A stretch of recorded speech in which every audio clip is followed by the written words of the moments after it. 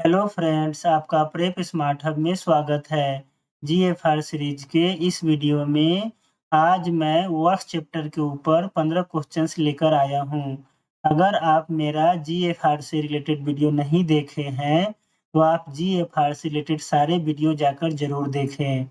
चलिए वीडियो की शुरुआत करते हैं और सबसे पहले पहला क्वेश्चन लेते हैं। हमारा पहला क्वेश्चन है what comes under original works. तो इसमें ओरिजिनल वर्क्स में क्या क्या आता है उसको हम देखेंगे। तो all new constructions, site preparations, additions and alterations to existing works, special repairs to newly purchase और प्रीवियसली अबंडन बिल्डिंग और स्ट्रक्चर्स इंक्लूडिंग रीमॉडलिंग और रिप्लेसमेंट। तो इसका क्या आंसर होगा? तो ऑल न्यू कंस्ट्रक्शन आता है, साइट प्रिपरेशन भी आता है, additions and alterations to existing works वो भी आता है ओरिजिनल वर्क्स में, स्पेशल रिपेयर्स कोई करवाते हैं, नया बिल्डिंग खरीदते हैं उसमें, या पहले से अगर बिल्डिंग अबंडन है उसमें अगर स्पेशल वर्क्स कराते हैं, रीमॉडलिंग और रिप्लेसमेंट करवाते हैं, ये सारा का सारा ओरिजिनल वर्क्स में आएगा। तो हमारा जो आंसर हो जाएगा वो क्या हो जाएगा? 1 2 3 4 ये सारे किस में आएंगे? ओरिजिनल वर्क्स में।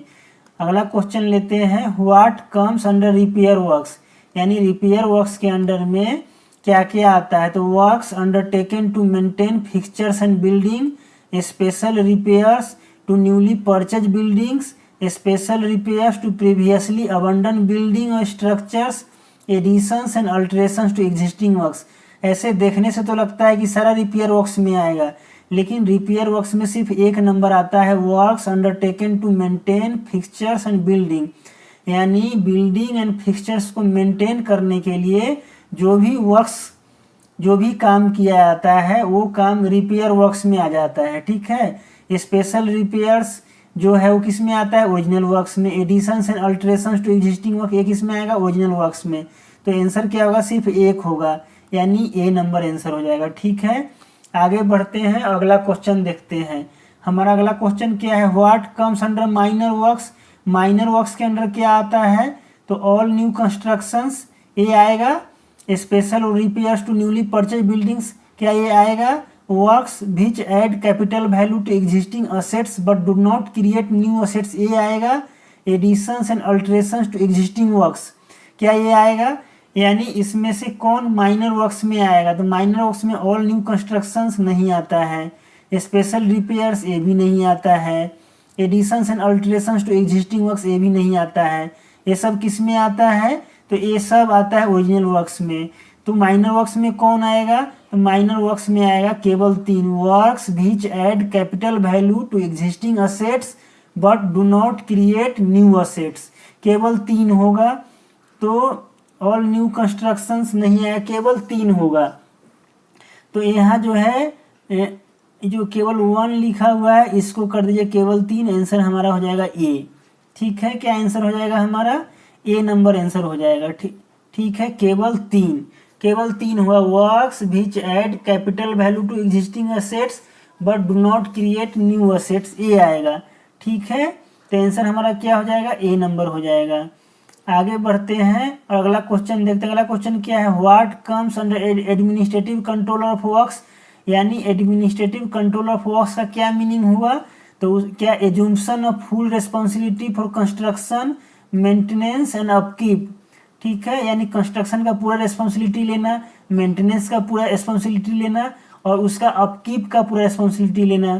Proper utilization of building and allied works, provision of funds for execution of functions as mentioned at 1 and 2 above.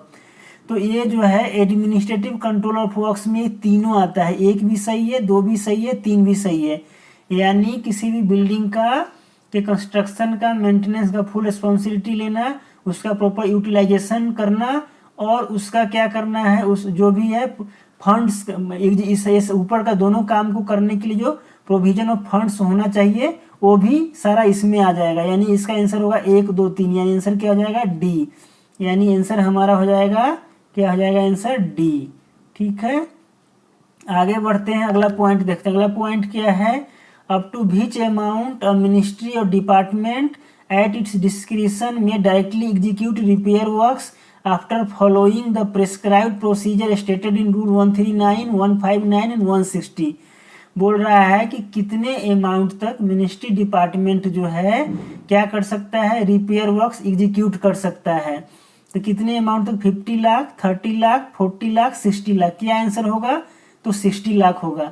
यानी अप टू 60 लाख तक जो है मिनिस्ट्री डिपार्टमेंट डायरेक्ट एग्जीक्यूट कर सकता है क्या, रिपेयर वर्क्स।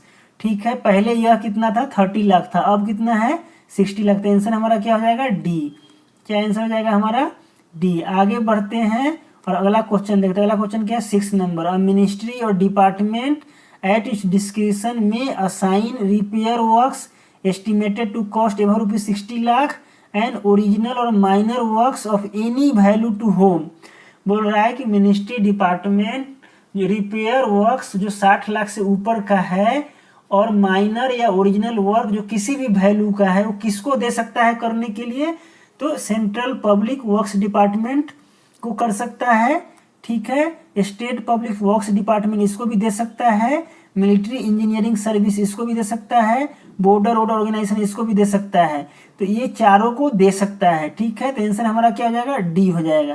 तो आंसर हमारा हो जाएगा डी। ठीक है, यानी अप टू 60 लाख तक तो मिनिस्ट्री डिपार्टमेंट खुद कर सकता है। एबव 60 लाख क्या, repair works, original or minor works any value का, इन सबको असाइन कर सकता है। ठीक है, इन सबको असाइन किस बेसिस पे करेगा, सर्विस चार्ज के बेस। जो सबसे कम सर्विस चार्ज कोट करेगा उसी को मिलेगा।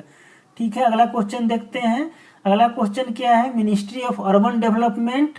ठीक है, now ministry of housing and urban affairs में notify central state government organisation PSU to carry out civil or electrical works like any public works organization after evaluating their technical competence और financial strength। दोनों देखता है। जो ministry of और महुआ है वो जो है सेंट्रल गवर्नमेंट का या स्टेट गवर्नमेंट के किसी ऑर्गेनाइजेशन को, किसी PSU को जो सिविल या इलेक्ट्रिकल वर्क्स करता है उसको क्या कर सकता है, नोटिफाई कर सकता है। क्या देखकर, उसका टेक्निकल कॉम्पिटेंस देखकर और फाइनेंशियल स्ट्रेंथ देखकर उसको नोटिफाई कर सकता है ये सब काम करने के लिए। तो दोनों सही है, तो ये आंसर हो जाएगा बोथ 1 एंड 2। ठीक है, तो आंसर क्या हो जाएगा, सी। आंसर हमारा हो जाएगा सी। ठीक है, अगला क्वेश्चन देखते हैं 8 नंबर। 8 नंबर क्वेश्चन क्या है, no work shall be commenced or liability incurred in connection with it until, मतलब कोई भी काम कब तक शुरू नहीं कर सकते हैं, जब तक कि एडमिनिस्ट्रेटिव अप्रूवल नहीं दिया गया हो अप्रोप्रिएट अथॉरिटी के द्वारा। जो एक्सपेंडिचर है उसको सैंक्शन नहीं कर दिया गया हो, डिटेल डिजाइन जो है बन नहीं गया हो। ठीक है, एस्टिमेट्स जो है, एस्टिमेट्स कंटेनिंग डिटेल्ड स्पेसिफिकेशन, ठीक है, and quantities of various items जो है प्रिपेयर नहीं कर लिया गया हो। ठीक है, CPWD और के रेट के हिसाब से, और जो है ये जो एस्टिमेट प्रिपेयर हुआ है उसको सैंक्शन न कर दिया गया हो। ठीक है, funds to cover the charge during the year, यानी पूरे साल में जो फंड्स चाहिए वो कॉम्पिटेंट अथॉरिटी ने क्या है अप्रूव न कर दिया हो। टेंडर इनवाइट जब तक नहीं हो जाएगा तब तक कोई भी काम शुरू नहीं होगा। वर्क ऑर्डर के इशू होने से पहले कोई भी काम शुरू नहीं होगा। यानी जो टोटल 7 पॉइंट है कि काम शुरू होने से पहले एडमिनिस्ट्रेटिव अप्रूवल लेना पड़ेगा, एक्सपेंडिचर का सैंक्शन लेना पड़ेगा, डिजाइन प्रिपेयर होना चाहिए, एस्टीमेट जो है ना वो प्रिपेयर होना चाहिए, साल भर का फंड्स की व्यवस्था होनी चाहिए, टेंडर को इनवाइट करके प्रोसेस करना पड़ेगा और वर्क ऑर्डर इशू होना पड़ेगा। वर्क ऑर्डर इशू होने के बाद ही काम शुरू होगा। तो ये जो है सारा का सारा ये ऑल ऑफ दीज होगा। इसका आंसर क्या हो जाएगा, ऑल ऑफ दीज, यानी आंसर हो जाएगा डी। आंसर क्या हो जाएगा, डी। ठीक है, आगे बढ़ते हैं, अगला पॉइंट देखते हैं। अगला क्वेश्चन देखते हैं 9 number. The initiation, authorisation and execution of works allotted to a particular ministry और डिपार्टमेंट शैल बी रेगुलेटेड। जैसे मिनिस्ट्री डिपार्टमेंट जो है कोई भी काम जो शुरू करता है, कौन सा काम, रिपेयर वर्क्स वाला, तो उसका जो ये जो काम शुरू, जो initiation, authorisation, execution of work है वो कैसे रेगुलेट होगा। तो detailed rules and orders content in respective departmental regulation, जो उस मिनिस्ट्री डिपार्टमेंट का डिपार्टमेंटल रेगुलेशंस होगा, उसका जो डिटेल रूल्स होगा उससे क्या होगा, उससे रेगुलेट होगा। अदर स्पेशल ऑर्डर्स है उससे रेगुलेट होगा। ये दोनों सही है।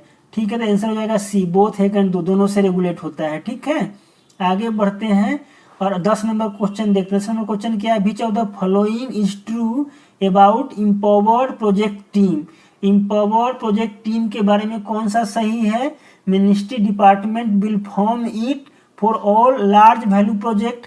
क्या यह सही है, तो हाँ सही है। जितने भी लार्ज वैल्यू प्रोजेक्ट होते हैं उसके लिए इम्पावर्ड टीम क्या की जाती है, गठित की जाती है।